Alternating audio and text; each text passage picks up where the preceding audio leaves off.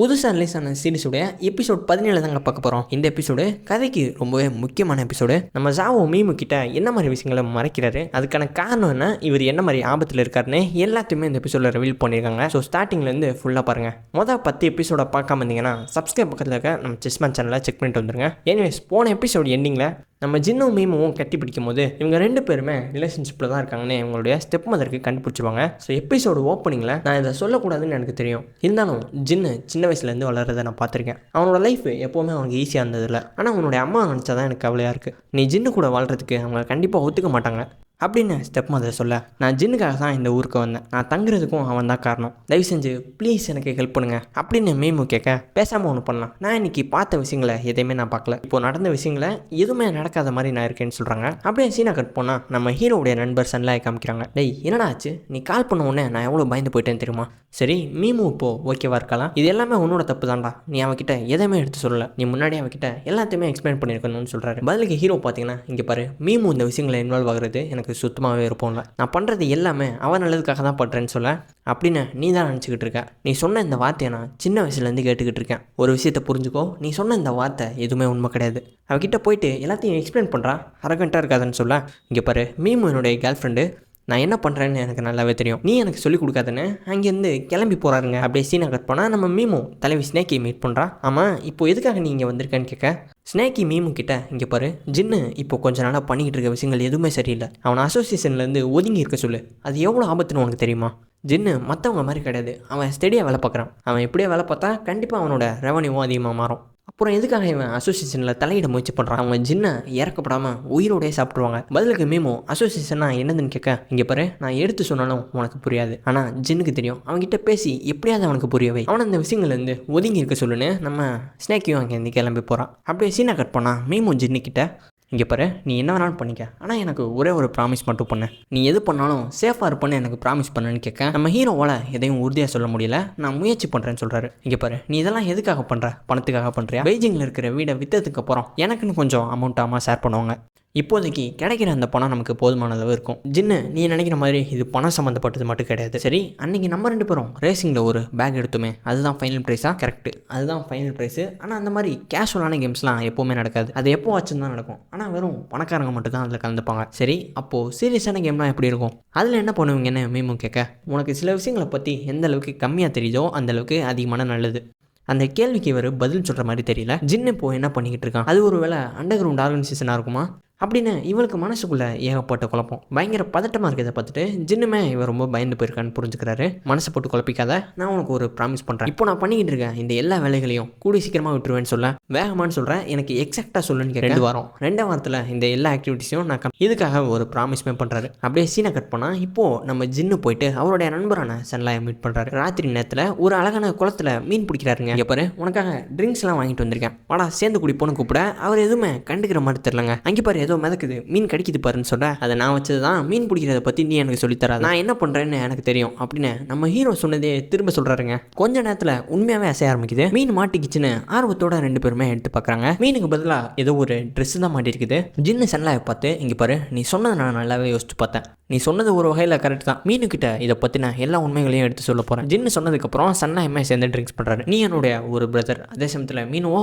ஒரு ஃப்ரெண்டு, என்னோட அப்பா அவருடைய பெருமைக்காக அவர் பண்ணுற எதையுமே எங்கள் வீட்டில் ஷேர் பண்ணவே இல்லை, அதனால் என்னோட ஃபேமிலி எவ்வளோ பாதிக்கப்படுச்சுன்னு உனக்கே தெரியும், நீயுமே என்னோட அப்பாவோட பாதையில் போயிடக்கூடாது அப்படின்னு நம்ம ஜின்னு கிட்ட சொல்ல, 2 பேரும் மீன் பிடிக்கிற மாதிரி அந்த சீனுமே கட் பண்ணுறாங்க. இந்த சீன் பார்க்கும்போது உண்மையாகவே செம்ம ஹோல்சமாக இருந்துச்சு. ஒரு நெகட்டிவ் கேரக்டர்னு நினச்சி பார்த்தேன், பட் ஒரு பக்காவான ஃப்ரெண்ட்ஷிப்புமே கொடுத்துருக்காங்க. அப்படியே சீனை கட் பண்ணால் நம்ம ஹீரோ தன்னுடைய கேரேஜில் வேலை பார்த்துட்டு இருக்காரு. சீரிஸோடைய டோன் பார்த்தீங்கன்னா கொஞ்சம் சீரியஸாக மாறுது, என்னதான் பண்ண போகிறாங்கன்னு தெரியல. ஸ்னேக்கி மீமு பார்த்து, நீ அவன்கிட்ட பேசினான்னு கேட்க, நான் ஜின்னு கிட்ட பேசிட்டேன், அவனும் அதுக்கு ஒத்துக்கிட்டான். என்னது ஒத்துக்கிட்டானா, தெளிவாக சொல்லுன்னு கேட்க, இந்த அசோசியேஷனை விட்டு ஜின்னு மொத்தமாகவே 2 வாரத்தில் ஒதுங்கிடுவான்னு சொல்ல, 2 வாரமா, அது எவ்வளோ அதிகம்னு உனக்கு தெரியுமா, அதுக்கு நடுவில் பிரச்சனைகள் எப்படி வேணாலும் வரலாம் அப்படின்னு ஸ்னேக்கி சொல்ல, சன்லாய் ஒரு பிரச்சனைன்னு கத்துறான். என்னன்னு போயிட்டு பார்த்தா நம்ம ஜின் இத்தனால ஓட்டக்கூடிய அந்த கருப்பு கலர் காரை கண்ணா பின்னான்னு டேமேஜ் பண்ணி வச்சிருக்காங்க. இவருடைய கார் இவ்வளோ மோசமாக உடஞ்சிருக்க, இதை பார்த்துட்டு இதை பண்ணது கண்டிப்பாக அந்த வேனை தான் இருப்பான்னு சொல்ல, இங்கே பாரு சன்லாய், நீ நடந்த எதையுமே கண்ணால் பார்க்கல, என்னோட அப்பாவை குறை சொல்லாத அப்படின்னு ஸ்னேக்கி சொல்ல, இந்த பக்கம் ஜின்னு பயங்கரமான அப்செட்டு. இங்கே பாரு ஜின், அவர் இந்த மாதிரிலாம் செய்கிறதுக்கு முயற்சி பண்ண மாட்டார். ஸ்னேக்கி பார்த்தீங்கன்னா எக்ஸ்பிளைன் பண்ண முயற்சி பண்ணுறா, பதிலுக்கு ஜின் இங்கேருந்து போயிடு அப்படின்னு பயங்கர கோவத்தோட சொல்கிறாரு. உனக்கு ஒரு முறை சொன்னால் புரியாதான்னு கோவத்தோட கத்த வேன்சிங்கால் தாங்கிக்க முடியல, அழுக ஆரம்பிச்சிடறான். பதிலுக்கு வேன்சிங்க, நீ என்னை புரிஞ்சுக்கவே இல்லை, இனிமேல் நீ உயிரோட இருந்தாலும் சரி இல்லைனாலும் சரி அதை பற்றி நான் கவலைப்படவே மாட்டேன்னு அங்கேருந்து கிளம்பி போகிறாங்க. இந்த பக்கம் மீமு நடக்கிற எல்லாத்தையுமே ஆச்சரியமாக பார்த்துக்கிட்டு இருக்கான். ஹீரோ பார்த்தீங்கன்னா டே சன்லைட் மீமு போயிட்டு அவளை வீட்டில் ட்ராப் பண்ணு அப்படின்னு சொல்லிட்டு நம்ம மீமு பக்கத்தில் வந்து, இங்கே பாரு மீனு, உனக்கு ஏமா நம்பிக்கை இருக்குல்ல, வீட்டில் போயிட்டு ரெஸ்ட் எடுத்து நல்லா தூங்கு. உனக்கு ஞாபகம் இருக்கா, சின்ன வயசில் நீ ஒரு எக்ஸாம் ஃபெயில் ஆனதுனால உன்னுடைய பேரண்ட்ஸ் என்ன நான் தான் போட்டு விட்டேன், ஆனால் நீ ஸ்கூலில் மாட்டிக்கிட்ட, அப்போ நீ பயங்கரமாக அழுத, நீ என்னை ட்ரஸ்ட் பண்ணுறியான்னு கேட்டதுக்கு, அப்போது என்னை ட்ரஸ்ட் பண்ணுறியான்னு கேட்டதுக்கு என் மேலே நம்பிக்கையும் வச்சுருந்தேன். அதே மாதிரி இப்போது இந்த சூழ்நிலையில் நீ என்னை கண்டிப்பாக நம்பணும் அப்படின்னு சொல்லிட்டு நம்ம மீமுவை அங்கேருந்து அமுச்சு வைக்கிறாரு. இத்தனை நாளாக நம்ம ஜின்னு பார்த்தீங்கன்னா அமைதியாக தான் இருந்திருப்பாரு. பட் இப்போது அவருடைய கண்ட்ரோலேருந்து வேனோட கேரேஜுக்கு போகிறாருங்க. நம்ம வேன்சிங்க ஒன் சைடாக லவ் பண்ணக்கூடிய அந்த பாக்ஸரை போன உடனே ஒரு பஞ்சு அப்படியே அந்த இடத்துல சீனையுமே கட் பண்ணுறாங்க. இந்த பக்கம் நம்ம ஹீரோயின் மீமோ ஏற்கனவே சந்தேகப்பட்ட அந்த ஒரு மாஸ்க் போட்டு ஆளை பார்க்குறா. இவருக்கும் ஜின்னுக்கும் என்ன சம்மந்தம் இருக்குன்னு தெரிஞ்சுக்கிறதுக்காக அவரை ஃபாலோ பண்ண ஆரம்பிக்கிறான். ஒரு கட்டத்தில் உனக்கு என்ன வேணும்னு அந்த மாஸ்க் போட்டவர் நம்ம ஹீரோனை பார்த்து கேட்க, நீங்கள் என்ன பேசுகிறீங்கன்னு எனக்கு புரியல. அப்படியா, அப்புறம் எதுக்காக நீ ஃபாலோ பண்ணுறேன்னு கேட்க, நான் உங்களை ஃபாலோ பண்ணுறேன்னா அப்படின்னு ஒரு காரணத்தை சொல்கிறதுக்கு முயற்சி பண்ணிக்கிட்டு இருக்கான். அண்ட் சரியான டைமிங்கில் தன்னோட கிளாஸ்மேட்டு பங்காயை மீட் பண்ணுறான். நீ இங்கே தான் இருக்கானே, அங்கேருந்து குடுகுடுன்னு ஓடி போகிறான். அவன்கிட்ட போயிட்டு பேச்சு கொடுக்குற மாதிரி சமாளிக்கிறாங்க. மீமு ஹீரோவை மீட் போனதுக்கப்புறம் கேஷுவலாக அசோசியேஷன்ற வார்த்தையை மென்ஷன் பண்ணுறான். சும்மா சொல்லக்கூடாது, உனக்கு நிறைய விஷயங்கள் தெரிஞ்சிருக்கு அப்படின்னு ஹீரோ சொல்ல, அமைதியாக்குறதுக்கு என்னை கொண்டலாம் மட்டும் இல்லை அப்படின்னு கொஞ்சம் சர்க்காஸ்டிக்காக கிண்டல் பண்ணுறா. நம்ம ஜின்னு பார்த்தீங்கன்னா தன்னுடைய பாஸ்ட் எக்ஸ்பீரியன்ஸை கம்ப்ளீட்டாகவே ஷேர் பண்ணுறாரு. வேனோட கேரேஜில் நான் வேலை பார்க்கும்போது எப்போவாச்சும் ரொம்ப ரேராக ரேசிங் நடக்கும். அப்போது டெபாசிட்டை வாங்கிட்டாங்க, ஆனால் ரேஸுக்கு அடிப்படுறதுனால போகிறதுக்கு ஆள் இல்லை.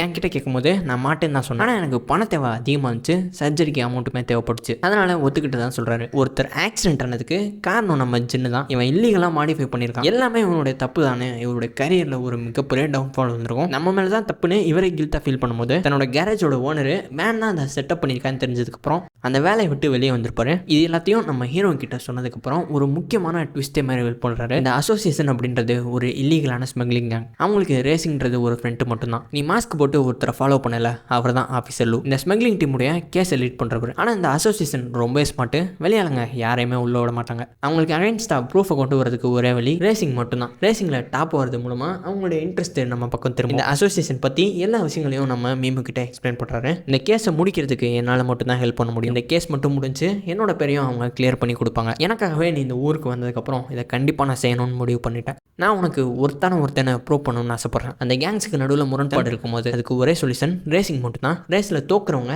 எந்த தொல்லையும் பண்ணாமல் அமைதியாக போயிடுவாங்க. ஒருத்தனால ப்ரூஃப் எடுக்க முடியும் அப்படின்னா அது நான் மட்டும்தான். எப்படியாச்சும் இதை நான் ஹேண்டில் பண்ணுவேன். அதுக்காக நான் என்னையே சாக்ரிஃபைஸ் பண்ணுற சூழ்நிலை வந்தாலும் சரி அப்படின்னு சொல்ல நம்ம மீமு ரொம்ப பதட்டத்தோட பார்க்குறேன். இந்த ஒரு இடத்துல எபிசோடையுமே முடிக்கிறாங்க. இதே மாதிரி வீடியோஸ்க்கு ஒரே ஒரு லைக் பண்ணி உங்கள் ஒப்பீனியனை மறக்காமல் கமெண்ட் பண்ணுங்கள். சப்ஸ்கிரைப் பக்கத்தில் இருக்க நம்ம 2 சேனலையும் சப்ஸ்கிரைப் பண்ணியிருக்கேன். ஹீரோ இதுக்காக தன்னுடைய பேரை கிளியர் பண்ணணும்னு யோசிப்பீங்க. அந்த ஆக்சிடென்ட்டான ஃபேமிலி நம்ம ஹீரோ மேலே மார்க் பண்ணியிருக்காங்க.